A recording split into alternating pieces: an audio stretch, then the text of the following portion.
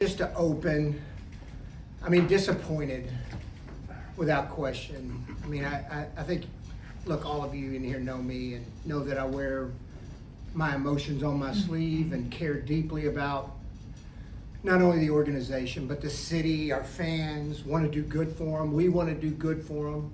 And it wasn't good enough. Like at the end of the day, wasn't good enough. Had long meetings with Carly prior to the Houston game. We met, 3 or 4 times, couple hours for each session, kind of diving into everything we do.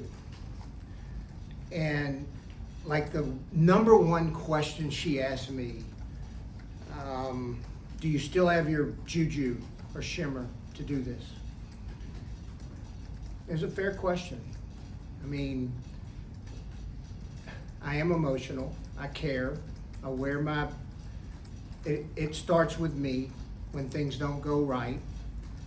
And it guts me when things don't go right. So when she asked the question, Lord knows it created some real discussion.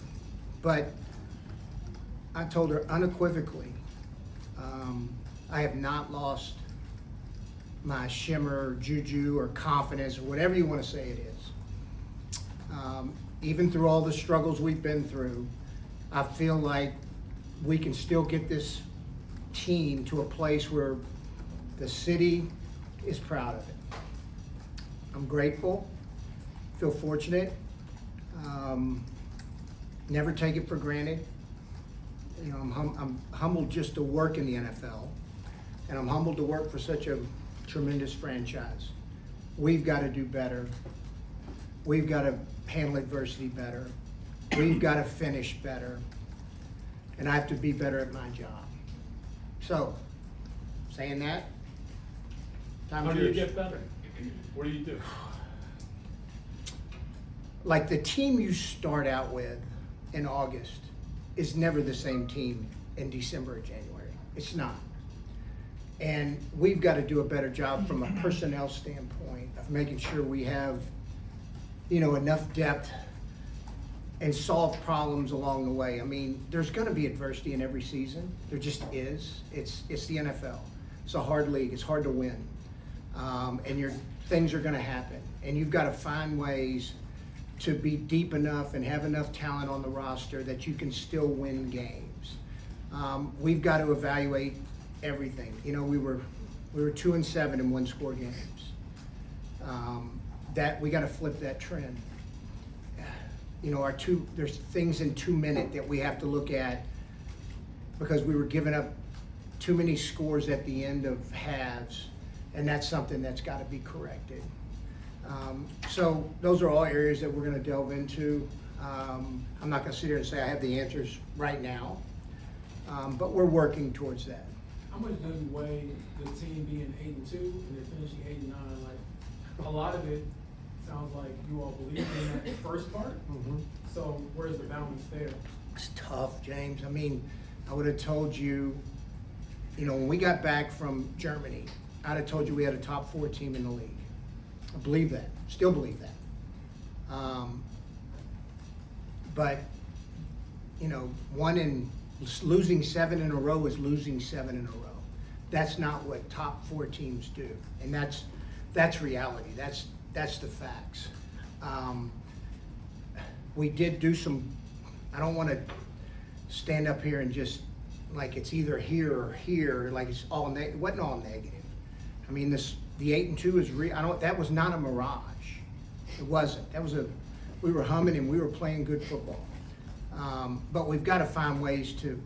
If you look at the 8-2 start, I think we were +9, and then if you look at, the 1-8, the 7-game losing streak, I think we were -9. All right, so like turnovers, how we play, all that comes into play. But at the end of the day, 7 in a row is 7 in a row. And we've got to find a way to build on what we had at 8-2 and find ways to handle the adversity that we faced and finish games better. Chris, if I'm a fan and I'm listening to you, I've heard a version of this many, many times. Mm-hmm. So I guess my question would be, Why is it different this time? Mitigating circumstances this year being what they were, which are real, like you said. Yeah. But, I mean, you understand that context. Absolutely, and I think I mean, like it starts with me, and until we win big, win a division, go far in the playoffs, like there's gonna be doubt. That's real. I don't run away from that. I don't shy away from that. But here, like, let's just take offensively. I thought Shane and the staff, and we were tremendous. I mean, through the first 11 games, I want to say we were ranked 1 yards, points, and APA. And then if you really dig deep into it, like over the last 50 years, I think we were in the top 8 of all-time offenses in those areas, all right? So offensively, we drafted every player but Daniel Jones. So there's some positive there. There's some definite positives to build upon. I do think we need to help the defense out more. I think our age showed a little bit. And we've got to get younger, we got to get faster, on the defensive side. But to answer your question, until we do, words are words, actions speak louder than words, and wins speak a lot louder than losses. How do you keep your confidence in the face of everything?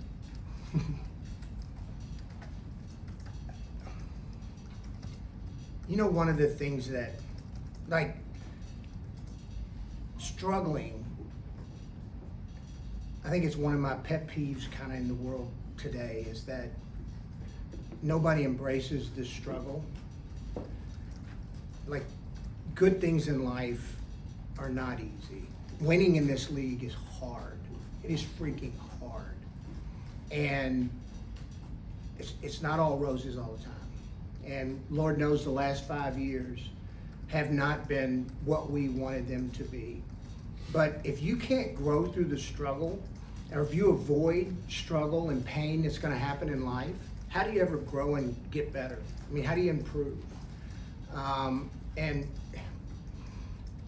I think that's the only way you can. If you ever lose your confidence just because things get hard in life, then you're going to have a miserable life. A friend of mine told me last week, close friend, because I beat myself up. I do. And it's not from a standpoint of, it's more of my care for people, okay? You feel like you're letting people down, letting an organization, you're letting a fan base down. And he told me, he said, Chris, there's a difference between pain and suffering, okay? Pain is short term. Suffering is long term, and what our minds do to ourselves, okay? We choose, you get to choose if you want to suffer, right? Pain's inevitable in life. You're going to have it. But suffering is something totally different. That's a conscious choice that either we can move past and get over the pain. You can't avoid it. You cannot avoid failure. You can avoid struggle. You can't avoid pain, but you can avoid suffering. I will not suffer. I will learn and grow from it. And the only way you learn and grow is through struggle. You mentioned that the first 82 start wasn't a mirage. What makes you believe that it can be sustained over a longer period of time, perhaps going into 2026? Yeah, I think, and that's something Shane and I and Carly and all our staff, we've got to dig into, of how to finish, how to handle adversity. I play a big role in that with the roster, making sure they have enough depth and competent players to give us a chance to win. But I really don't believe. I mean, we were playing as good a football. And, like, if you look down the stretch, I mean, 1-score games, 2-7 in 1-score games. And you got to find a way to fight through that and win those games. And usually the teams that make the least amount of mistakes in those games that win, don't lose it. Give yourself a chance by making the other team have to earn it. Chris, last year in early January, it was defensive philosophy, made some tweaking, and then you mentioned your free agency approach. Do you sit here with clear 1, 2, 3 things right now that need to be changed, or is it more of a, I like what we did, we just gotta, whatever, stay healthy, finish? No, I'm never going to use health as an excuse. I mean, I don't think that's, like I said a minute ago, like the team you start with in August, it's never the same team you finish with in January. So no, I will tell you this. Like I think our defensive front, we've got to add some fuel, okay, to the front, and we've got to get younger. We've got to get faster, unequivocally, on defense. Offensively, we've got to be able to run it when we want to run it. All right. And I will say that kind of when Daniel got hurt, it took away some things we could do from a mobility standpoint, which I think affected it, but that's something we'll dig into. But just off, our initial thinking, our defensive front, and we got to get faster, especially on defense. Chris, you talked about growing it looks like you did change your approach this last offseason, being more aggressive with free agency and the soft trade. In Daniel, the fact that those sort of worked until they didn't, does that show you that that's still maybe the way to go if you can maneuver the money and all that? Yeah, no, I think, look, Carly wants to win. Kaylin, Casey, they want to win. And they understand that, look, there's a different approach you can take. I am proud of the fact that, even with this, I think over 70% of our roster was initially, they're guys that we drafted, undrafted, guys that had made the roster. We were more aggressive a year ago, not only in, free agency, but, in-season trades. And I think we'll continue down that path. Wherever we think we can add and gives ourselves the best chance to be a Super Bowl winning team, that's what we'll do. Do you have the flexibility? What's that? Do you have the flexibility to do a lot of the things that you're talking about? Because that will cost money and Yeah, resources. yeah, we'll be in good shape. We're in good shape. Mike Bloom does a tremendous job for us. So, from a cap standpoint, we'll be in good shape. Is some of that generated by Carly, Kaylin, and Casey taking over and saying we want to be more aggressive? No, because Mr. Arcee was, he was still alive at the time last year when we went through our free agent path. A lot of your just depends on where your roster is, what moves you think you need to make to, get it pushed. But no, they want to win, yes, but so did Jim. Why were you more aggressive if you want to go back to the last offseason? What led to that change then? Because those were questions about you going into the previous offseason.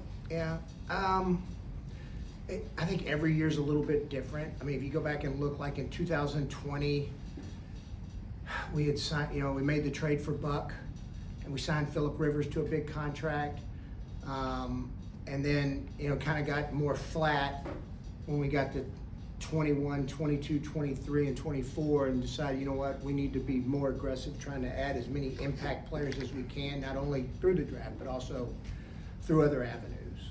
Chris, as you sit here today, is there a role for Ethan Richardson, or do both sides need to go separately? I don't. That's a very fair question. I was really happy with Anthony. I think you knew that even after we named Daniel Jones the starter. Unfortunately for Anthony, he's had some really bad luck. Year one, he hurts his shoulder, has to spend the whole next year rehabbing, comes back, kind of an up and down, but saw positives, but also some negatives. And then, goes into our training camp, and I thought he had made tremendous strides. I did. I thought Anthony had made great strides. At the end of the day, we went with Daniel. Just felt he was the right person at the time for the job. But saying that, Anthony was making really good strides. I'll tell you this about Anthony. He's a great teammate. He's a great teammate. And never sulked, never complained, was doing a great job as a backup quarterback. And then he has a freak accident in the locker room. I think time will tell. In terms, it was great to get him back out to practice, for that 3 weeks, so at least get him back involved in the team and moving again. But he's got to still work through the vision he has, and we'll see what the future holds there. But, a little bit of bad luck. We'll kind of see going forward, how that ends up playing out. A lot of it's going to do with his health, too. Are you confident in Daniel's Achilles recovery? Yes. Yeah, I am confident. And why? Because That does sound risky. We've had some other guys come through with Achilles who struggled a little bit that first year back. Yeah, no, and it's a legitimate question. And you never know, like, I'm not a doctor and I'm not God in terms of knowing what the future is going to hold in his healing. But just kind of going through the history of guys, Blackman, he came back from it. Sampson had come back really well from his. And if you think back to before he hurt his knee, Sampson was playing really good football. Now playing quarterback's a little different than playing,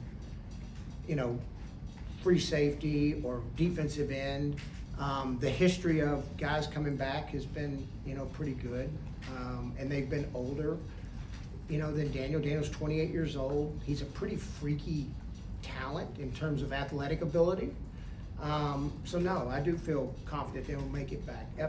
Will he be the version you saw right away? Maybe not, but he's still going to be really good. And I think as he goes along and plays, he'll be fine. The one thing I know about Daniel, he's going to put he hasn't missed anything. Second he got hurt, he gets his surgery done, comes back in the building, in every meeting. He rehabs like a wild man. So I know this, he's going to put every ounce of his being into being the best he can be to be ready. Hey, Chris, I got 2 questions. Yes, sir. I won't have to yell over everybody twice. Just two here. One is the nature of the way Anthony got hurt, the bizarreness of it. Does that, if his vision doesn't come back, does that open the door to salary cap relief up to and including voiding his contract? No. Voiding a contract, no. Or any kind of salary cap relief because it's a non-football injury? If that's No, what it might be? no, that's not no. Okay, Chris, I and know then you- your coordinators, are you gonna bring them, is there any staff changes you gonna? Right now, there's not, so, we're still visiting, but I don't foresee that. Chris, I know you don't make excuses for injuries in a part of the game, but it seemed like each injury was a key critical piece. To be so snake bit, did you ever have a moment where you just thought, what can go wrong next? No. What was that frustration level like though, as they continued to just, each Jenga piece seemed to be a critical one to knock the towel over? We gotta find a way. We gotta be able to handle, all of us. Me included, my staff, coaches, players, gotta find a way. Knowing that injuries, and you said several times that injuries aren't an excuse, as you analyze that first half of the season and the second half, the first half you guys pulled out some of those close score games. What did you notice, injuries aside, knowing that you guys were still in a bunch of those games that you felt like made a difference, or changed, or just wasn't executed? Yeah, the margin of error, as things happen, the margin of error, to win a game at that point becomes very small. You can't make a lot of mistakes. Even in the 8-2 start, there's some games where we weren't perfect, but man, we were playing so well, even if we made a mistake, we would overcome it. And then as you start to, dwindle down, the margin of error becomes very small at those points. So but at the end of the day, we still got to find a way. You got to find a way to win those games. You got to find a way to get a stop with 39 seconds left in Seattle. You got to find a way to convert, in Kansas City when we get the ball back with 5 minutes at the 50, up 3. We got to find a way to convert there. And it's not just there's situations in a game, there's leverage points in a game where we got to find a way. Just like the last game of the year, we take the lead, then we give it up, at the end. We got to find a way to get over those and handle those situations and execute better in those situations. And that falls on me too, not just staff. We got to make sure I have the players that can execute at that point. Chris, we haven't talked to you since the Sauce trade, I don't think. Excuse me. That was super aggressive. Yep. Very high price, 2-1s and a talented receiver. In light of how the season went, do you still consider that having the potential to be successful? Yeah, and part of the reason was his age, 24-year-old premier corner. Those are not, I kept asking myself, I said, look, would we get this guy in the draft? Well, okay, maybe, get a little luck, but you're talking about a premier guy who's been in Pro Bowls. He's 24 years old, and the contract was we thought advantageous to acquire. So no, unfortunately he goes, and he pulls the calf. Right when we get him, he's already been to Europe once, and then we're flying and going to play in Europe, so we play an overtime game. And then I want to say our next game versus Kansas City, we get the week off, but then we go and he plays 95 snaps versus the Chiefs. And then, unfortunately pulls a calf, which we all know is not the easiest thing to overcome when you pull a calf. So no, still, look, Sauce has got a really bright future. And he's gonna be a core piece for us here for a while. You mentioned in the past that you don't want to hamstring this franchise thing move. Given the amount of resources you put into the Sauce Gardner deal, how much do you think that changes what you can do to help change your roster without having the first round picks in the future? I think a couple things. I think there's different ways to acquire players. I think that's been proven. We also went back and studied like the years we didn't have a first round pick. How did we do in those drafts? And those drafts ended up being, pretty good. But it does put a premium on making sure, we're those second, third, fourth round picks end up being really good. Which, we've had pretty good success in. Not perfect, nobody's perfect. But no, I would still do the move again today. Did you think you were a player away when you made that move? I think at the point, I think adding a premier corner, and then knowing we were about to get Ward back, no doubt, I'm thinking, okay, we got a chance to have two freaking legitimate one corners to match up to really free our defensive staff up to do some things. Unfortunately, that didn't work out. But saying that, we got a 24-year-old premier corner that still has upside. Those guys are not easy to find. Chris, the late season, however you want to define them, struggles, losses, collapses, it's not just this past year, it's happened now several times. Yeah. Do you view that culturally? Do you view that more than just? Look, I remember back to training camp, y'all were harping on start of the season, and I go, yeah, that's important, but we got to find a way to finish the season. And that is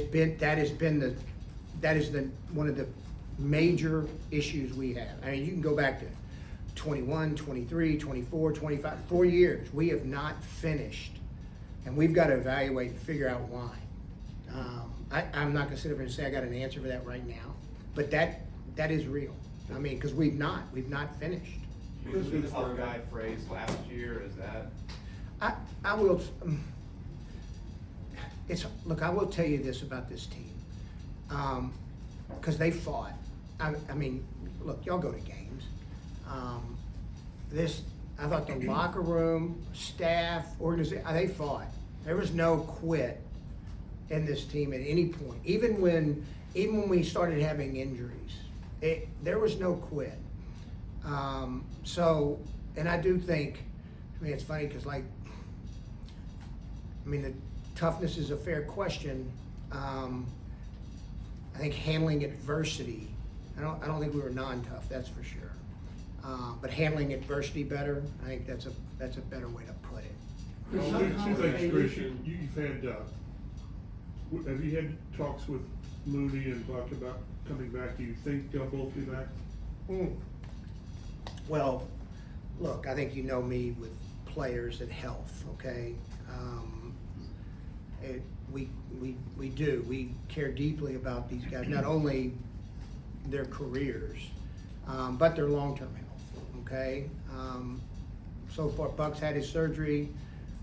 It was successful. His mindset is he's going to play again. As for Mooney, that was a scary deal. And look, I happened to be on the field when I'm walking by when Kenny Moore grabs me and says Mooney's down against Arizona, and that was scary because he was knocked out. That was a scary concussion for him. I can't say for sure what direction that's going to go, but at the end of the day, we will have discussions with him, with Mooney, and we're going to do the best thing for him and his long-term health. And so we'll see how that one ends up playing out. One other question that I want to get out of the way, but you've talked about Daniel Jones. He's a free agent. Are you committed, come hell or high water, one way or the other, he'll be your quarterback? Well, hell or high water is a strong word. But we would look here, I think it's mutual on both sides. I think Daniel was a really good fit for this organization, and I think this organization and city were a really good fit for Daniel. Does the injury impact things? Well, of course, we'll work through that, with his agent. He's got a really good agent, and, we'll find a way to work through that. Carly Yes, mentioned sure. that the urgency has never been higher than before. How do you receive that message going into the final year of your contract? And is that part of the urgency that you might feel? I've always felt it. The urgency's always, I've always felt urgency, but there does come a point where, she's gotta, Carly, Casey, and Kaylin gotta do the best thing for the franchise. And if we're not getting it done, then damn right, there's gotta be some urgency. I've never felt like we didn't have it. But I will tell you this, even with the sense of where we need to be and where we need to go next year, we will still do the right thing for this organization. We will. And we'll continue to bring in the right type of people and players to give our best chance to win a Super Bowl.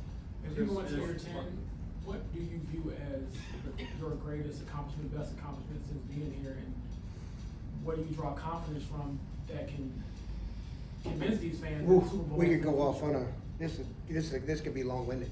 Well, look, I thought we started out pretty well under some pretty adverse conditions, both in 18, the 1-5 start, the bounce back to go to the playoffs, beat a good Houston team, go and lose in Kansas City. And then coming back in 19 where we had the youngest team in football, lots of space from guys under contract, a franchise quarterback, and then when Andrew retired, it kind of changed the dynamic. And then the rebound in 20 and have a really good football team.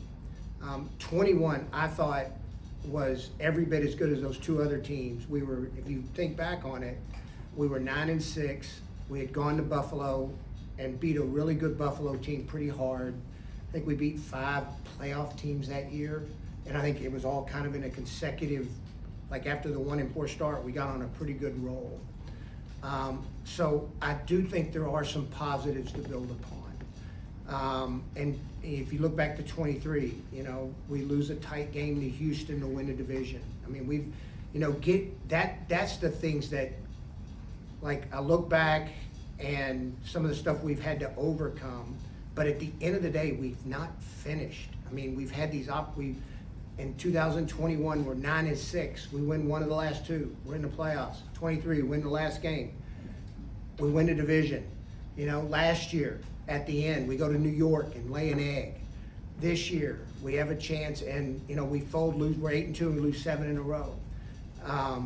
So I've not lost confidence because I know we've done it. Have we won the division? No. Have we won the Super Bowl? No. And ultimately, that's where we need to get to be able to make this city proud again. A lot of these ups and downs. What are you referencing? Just because you haven't been to playoffs in 5 years, so we see you have done it. Are you talking about 2020 or before that? Or? Yeah, 18 and 20. We built really good football teams, and we dealt with some pretty adverse situations. I would tell you, when Andrew retired in 19, 2 weeks before the season started. And we ended up having, I think, 7-9. We started out 5-2 and kind of faded. But then the bounce back in 20 and have a really good football team, overcoming all of that. I'm not going to look down on that and say that was a failure. That was pretty good. That was a good football team. A lot of these ups and downs we're talking about are the result of that quarterback instability that flowed from that. And there were swings, there were some hits, some misses. Now, looking at Daniel Jones, not having that long-term solution, are you looking at him as in the near term or long term? I'm looking at him both, near and long, and I think that helps us. I think you all know. I've been very stated about, when you're chasing the quarterback all the time, it makes it it's hard. Your margin for error really shrinks down. And I feel very good, about Daniel Jones and where he's at, where he's going. Yes, he's got the Achilles, but I think Daniel Jones is got a really bright future here in Indianapolis.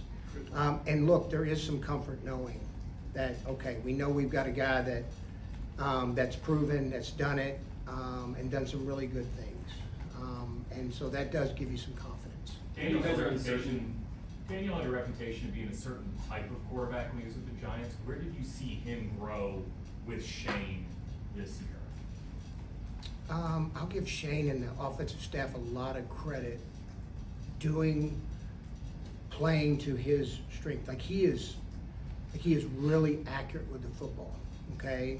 And he's very smart and decisive of where he plays with the football. I think that's the one thing that I think Shane and him do a really good job with Dan. I think Daniel will tell you that. Like, hey, they cleaned it up. Like, okay, Daniel, this is what you're gonna see, and this is where the ball needs to go.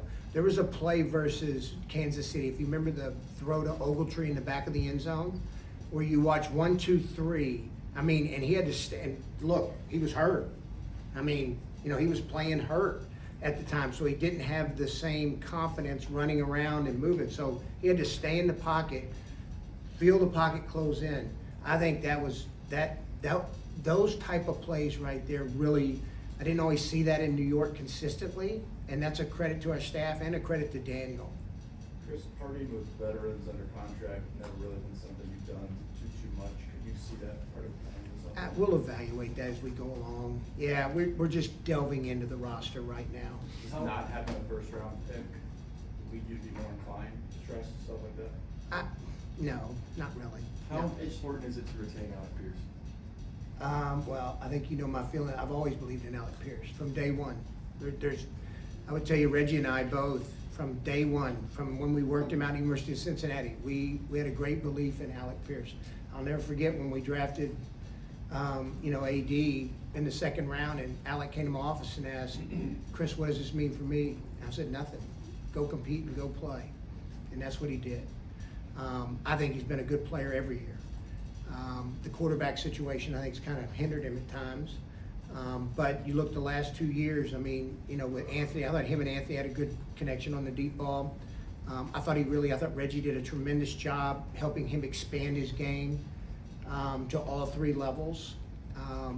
But no, Alex a priority. Chris, Chris, did you when ever have a Anthony moment- got hurt. Did you ever have a moment where you thought you might not be back?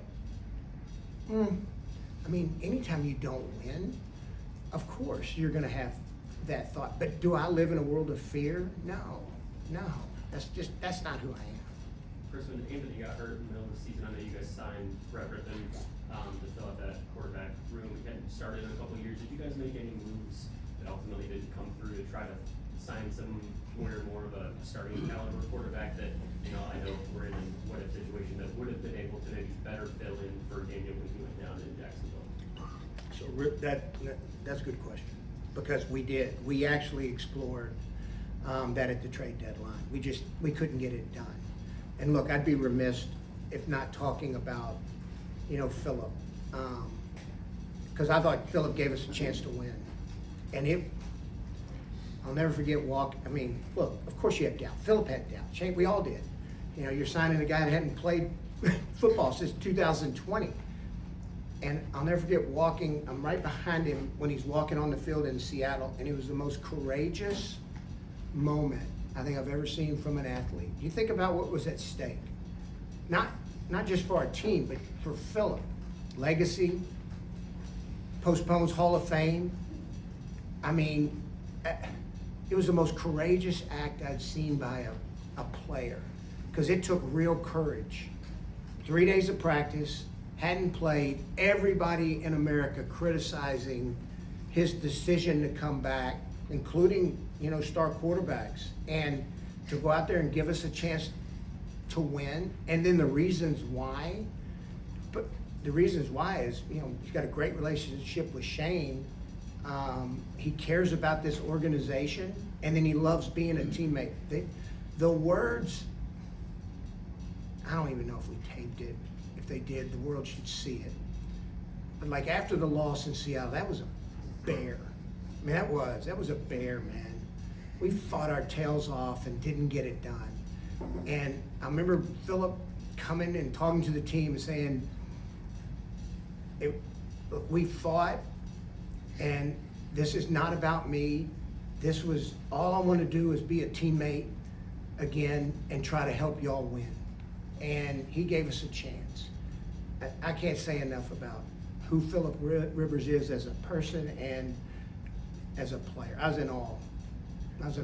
So, but anyway, back to your question. Yes, we did. It didn't get done. With all that in mind, knowing that Anthony's health is not certain next year, I mean, you guys are confident that Daniel will be back, but it's not a given. Do you guys feel a need to go out and get another starting caliber quarterback this offseason, just as a contingency plan, and say in case Daniel's recovery doesn't go? Yeah, we'll work through that. I'm very encouraged by Riley Leonard. And I thought the 2 times he played, I know everybody's going to ask, well, okay, why didn't you go with Riley at the time? Well, he had a knee. You know, he came up with a knee, so we're like, holy crap. You know, what it was kind of iffy if he could go. So that's when we led us to the Phillip thing. But look, I didn't think it wasn't too big for him. First half against Houston, I mean, they were playing with their dudes, and, you know, he led us to 17 points in that game. So I do think there's something there. That is something we will evaluate. We got to make the decision, okay, if Anthony doesn't get to where we think he can be, can Riley be the 2? I do think it's a position that every year we got to address in some way, fashion, or form. I just think the way, because they come from everywhere, so I think we need to continue to evaluate it like we do every year. And if we get an opportunity at any level of the draft, we find a guy we like, we need to take him. How close do you think this team is to a breakthrough? I know you mentioned before during game 2 start, I thought you were a top 14. You end 8-9, a lot of injuries, things like that. But the high sense of urgency that Carly has put on you and Shane, how close is the team to being for real? Every year's different. I mean, close is I don't know how to answer that one. I ain't gonna lie to you, because every year's different. Every team's different. Do we think we have a good core group of players to work around? Yes. Do we feel good that we can get Daniel back in the fold here? Yes. Do we have work to do? Yes. So I don't really know how to answer the close. I'd have told you after 8-2, damn right we're close. Then we go 0-7. I say, damn right we're not close. So I don't know. I do feel good about a lot of the pieces we have. Along the same lines. It's not an empty. It's not a talent. It's not an empty bucket that we're looking at here. Along the same lines, I mean, there's not this week has shown us there's not a lot of patience in this league. The Irsay family has shown you a lot of patience, Absolutely. right, for 10 years. How much does that weigh on you and the responsibility to make good on that at some point? Well, which is not to say you never won anything, just saying. Yeah, no, it's like it doesn't mean you go out and go do a bunch of desperate things. No, you still got to be sound and do the right thing for the organization. But look, I feel urgency every year. So. How would you evaluate linebacker?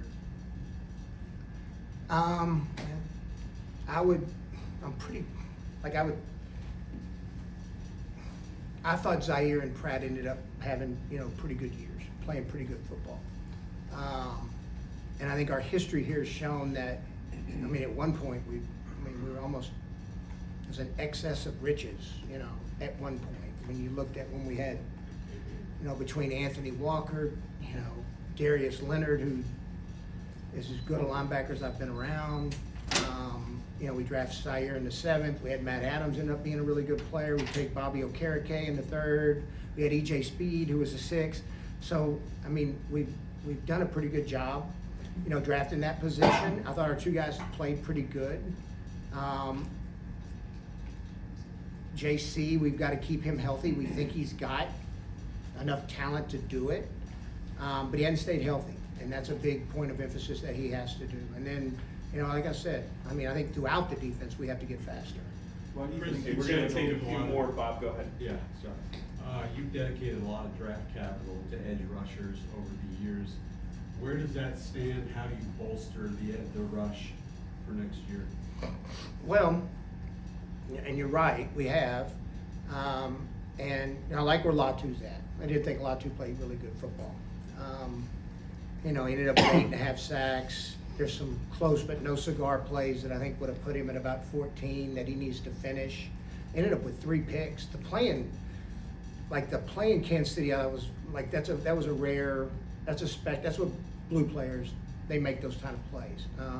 So we like his trend, upwards, and I think he's gonna continue to get better.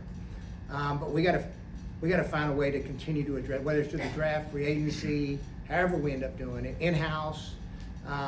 We've gotta address the front and make sure we have enough. Do you view this as a playoffs or bust year for yourself, given that you haven't had success over the last decade? That's always our mindset. Whether it's this year, last year, that's always the mindset, James. Is it more so knowing, this is the first time that you've gone into, the final year of your contract without an extension in place? Is that, heighten that sense of urgency from your end? No, I don't know how to, whether I had 6 years left on the deal or 1 year left on the deal, I'm gonna treat them the same way. Chris, with, again, personnel, you never know, but what do you anticipate from getting Hunter Walker back, from getting Wally back? These are guys that you anticipated being players. Yeah, not anticipated. We thought those were big, as losses we had, those two kids getting hurt, we were expecting big things. And I think it had been, y'all saw it in camp. Wally, he was playing really good football. And I thought, especially he got hurt in that practice, but even, up to that point in that practice against Baltimore, against some pretty good wideouts, it held up really well. And we thought, he had a high ceiling, so we're very encouraged by him. And then Hunter, every time we kept asking him to do something, he'd do it at a high level, whether it was on special teams where the impact he would have made, at safety, being able to play dime. Those were two losses that it'll be good to get those two back. Can he be a linebacker or not? Is that? I think in dime situations he could. I think he can do a lot of things with Hunter. This time last year, a big point of emphasis was kind of putting pressure on guys, avoiding complacency and adding more competition. Do you feel you did that? Is it still something you kind of need to press hard this year? I think you're always doing it. I thought at the quarterback position we did, and I thought he got the best out of both of Daniel and Anthony. And I think that ended up coming to fruition to a good thing. But I think every year you continue to push, everybody, you can't have enough good players. You can't. Chris, how do you see right tackle? What's that? How do you see right tackle? Yeah, that'll be, so, I thought Braden Smith played really good football. It was really proud of Braden for what he overcame a year ago and how he's handled himself. Unfortunately, he had an injury, that ended his season, but we were really pleased with the way he played. Saying that, we're also really pleased in the way Travis played. We think he's got a lot of upside here going forward. I was happy with a lot, really the line I thought in general they played, really good football. Bort, his first year as a starter at center, thought he had some really good moments. I thought Quentin played at a high level. I thought Bernie continues to ascend. Matt had some up and down moments, but he got better. So I was pleased with the unit. So at the end of the day, we'll work through it. I don't know. I can't sit here and tell you what's going to happen with Braden at the end of the day. But I will tell you, we do like where Travis is and where he's going. Is Eddie Gonzalez the guard and let Travis be tackler, or is that? I don't have an answer for that one yet. We'll work through it. You said there's some positions where you feel like you need to get younger. I know this is a pretty veteran-laden team, specifically in some certain positions. How different do you envision this roster being in 6 or 7 months from now? I think I do agree with the assessment that, we do need to add some youth. I think defensively we need to add some youth. I think offensively we got a pretty good mix, of veterans and young players. Okay, we're gonna take one more. Greg, go ahead. Well, thank you, Chris. You say you like your line. We know what Jonathan Taylor is. You also said you gotta run better when you need to run. Yep. How does all that add together? Yeah, no, I think a lot, and that's something I know our staff's digging into. It helps when you've got a mobile quarterback. It does. It opens some things up. But that's something the staff will dig into and we'll work through. Kevin, go ahead. Have you or will you reach out to John Harbaugh at all? I would consider John Harbaugh a friend. I think he's an excellent football coach. But you know, Shane Steichen is our head football coach. We feel good about it.